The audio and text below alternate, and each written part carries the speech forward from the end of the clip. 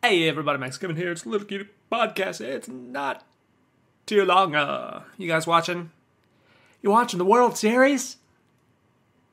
You watching your boy Shohei Ohtani versus Aaron Judge? MVP versus MVP?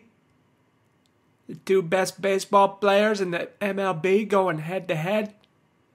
The teams that spent the most money on their players? The Dodgers spent so much money on Ohtani, they couldn't even pay him this year. They had to say, oh, okay, we'll give you $700 million in 10 years. We already spent too much money, so we'll give it to you in 10 years after inflation makes it all go to nothing. Oh, yeah, we'll pay you in 10 years anyway. Of course, I'm an Angels fan, so I'm, grew up South Orange County, California, dude. If you don't like the Angels, you need to get out. You don't watch baseball because it's boring?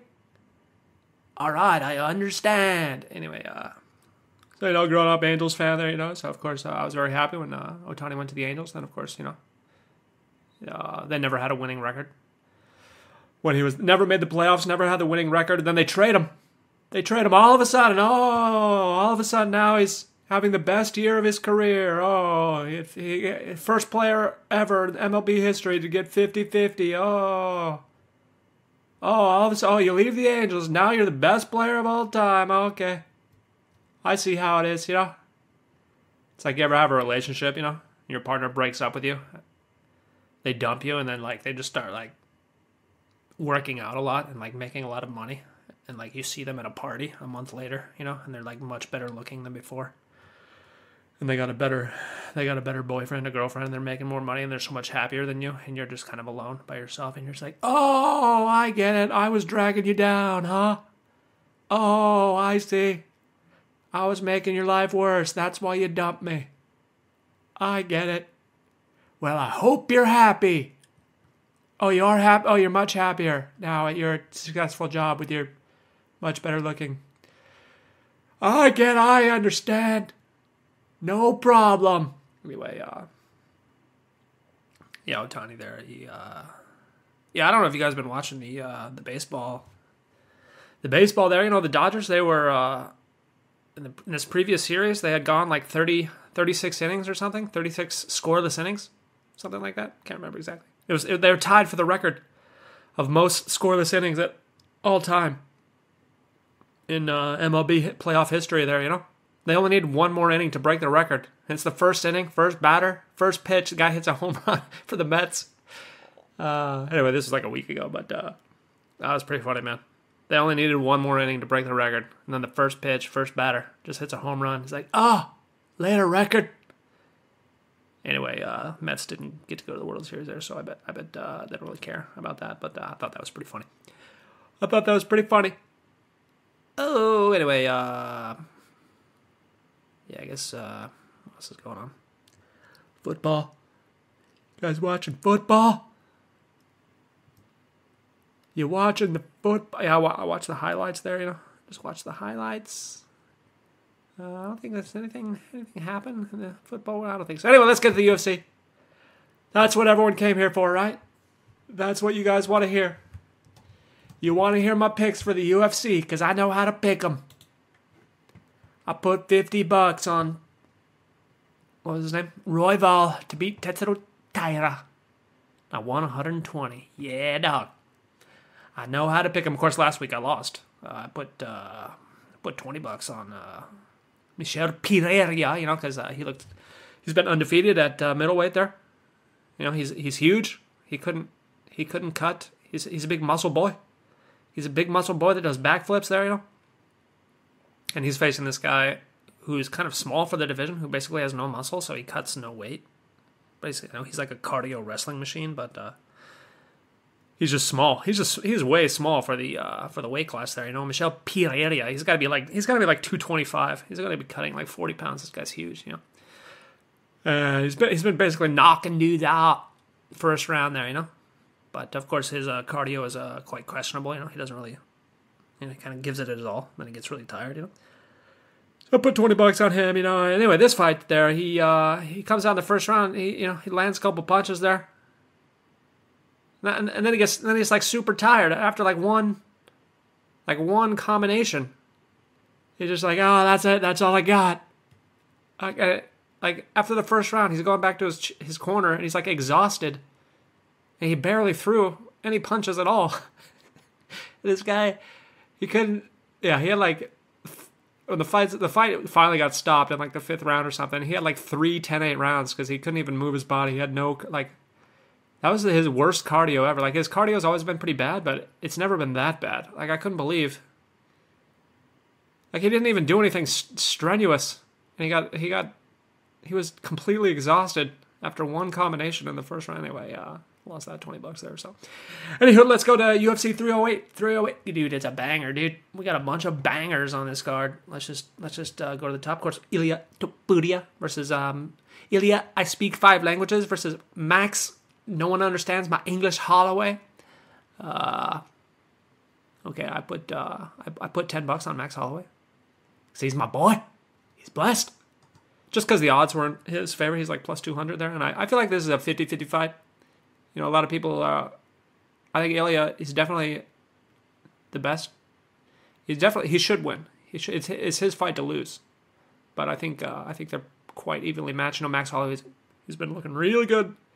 He looked really good versus Justin Gaethje there, you know, and yeah, Ilya, he's not gonna get knocked out there. You know, he's got that goat head. He's got that goat head chin, so I don't think he's gonna get knocked out. I think, you know, Ilya's.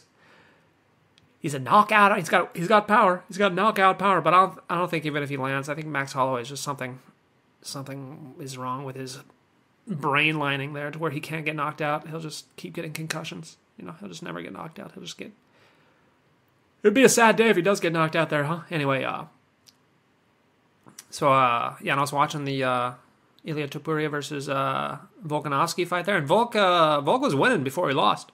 You know, he won the first round there. He was landing a lot. Like Ilia Topuria, he doesn't really. He's very patient. You know, he kind of waits and then he just like throws a flurry. He throws a flurry, a furious flurry of power punches.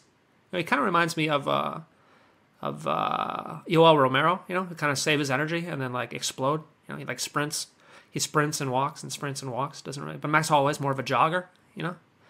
So I feel cardio-wise, Max Holloway has better cardio, and if it goes in the later rounds, I feel like because this is the way I see it is Holloway's going to be throwing stuff and landing shots and like winning rounds, you know, and then Topuria's going to wait for his moment and try to knock him out, but I don't think he's going to be able to knock him out there. And so I could see Topuria trying to use wrestling and do a submission. I could see Topuria winning by submission. It's either going to be Topuria wins by submission or goes to decision. And yeah, I guess the two ways I see it playing out is kind of similar when Max Holloway fought Dustin Poirier. Is either Ilya's going to land some heavy shots, which is going to take the wind out of Max Holloway's sails and then get the decision, or Max Holloway is just going to slowly out cardio him, and Ilya's not going to be able to land those big shots, and he's going to get tired. And Max is going to win out in the end. But either way, I think it's going to be a great fight there. You know, Ilias keeps saying he wants to point at the ground, he wants the BMF, you know? So he wants to do the swang and bang in the center during the first 10 seconds. Like, hey, man, people are paying money for this fight, okay? They want some. I mean, it's kind of funny, but you're supposed to wait till the end of the fight to do that, you know? Not the beginning of the fight there, you know? Like, we want to see I mean, we do want to see people just swang and bang, but we also want to see like their martial arts skill progress over a 25-minute period. No, that's kind of, you know. Anyway, that's gonna be a great fight, dude. Super looking forward to that one. And then of course we got Robert the Reaper Whittaker versus Hamzat Hazmatsu Chimaev. I did a little parlay with Hamzat Chimaev and who's the other one? Who's the other one? Jeff Neal. We'll talk about later. Yeah, I think, of course, a lot of people, they say Hamzat doesn't really belong at 185. He belongs at 170 there, you know. His only fight at 185 was against a 170 guy, you know. And he was dominant in that first round, but then Kamaru Usman came back. But the thing is, Khamzat broke his hand. Khamzat broke his hand in the first round there, so I think that kind of allowed Kamaru Usman to come back there. And middleweight doesn't really have too many wrestlers. That's why Dricus du Plessis has been able to become champion with his limited wrestling, and du Plessis' wrestling is not, his skill isn't that good. It's just the guy's so strong, the guy's just he big brothers everyone, and that's kind of how he beat Robert Whittaker there. He just kind of big brothered him and threw him on the ground. And Khamzat Chimaev is probably one of the best wrestlers in the entire UFC.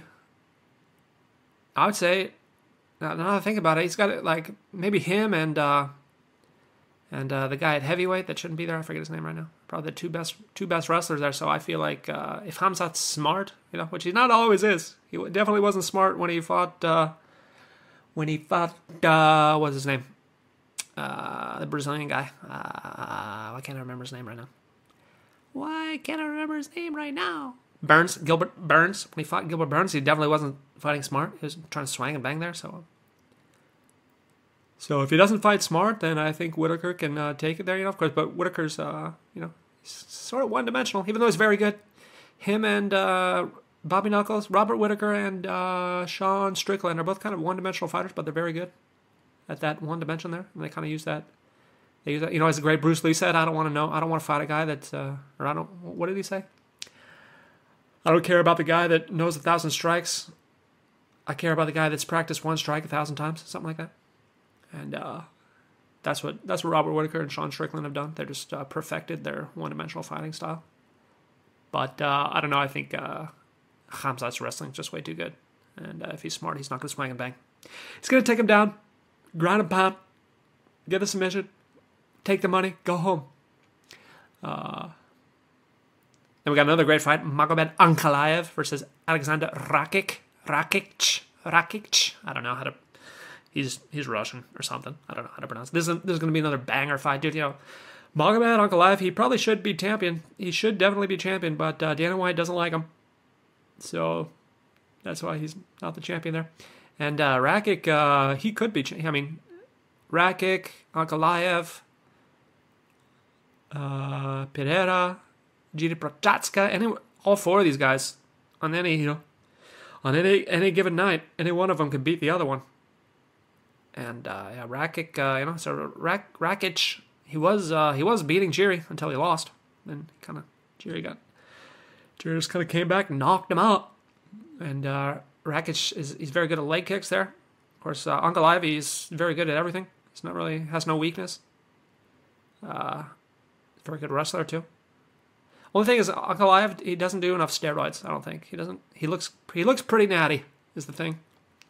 I think that's his one weakness. And Rakić, well, I don't know about that. So anyway, Ankalaev should win this one, or he needs to if he wants to fight for the belt there. I think the winner of this will probably fight for the belt. Okay, then we got what else? We got Lerone Murphy versus Dan Hige. Don't really care about that fight. We got Sharaputdin Magomedov versus Armen Petrosyan. Of course, Shara, everyone calls him Shara Bullet. He's only got one eye. He's not allowed to fight in the United States because they don't let people with only one eye fight in the United States. Yeah, he's an exciting fighter, That should be a fun fight. He's only got one eye. What else we got here? Yeah, I guess the only other fight that I bet on, I did Jeff Neal versus Rafael Dos Anjos. Man, I can't believe Dos Anjos is still fighting. 40 years old. Yeah, I feel like Jeff Neal is just going to beat him because he's got the reach advantage, and he's a young boy. I guess that's it. Yeah, I only did two bets. I did a $10 parlay with Jeff Neal and Khamzat Chimaev, and then $10 on Max Holloway. Let's go. Let's be blessed. Anyway, thanks for listening. We'll see you tomorrow.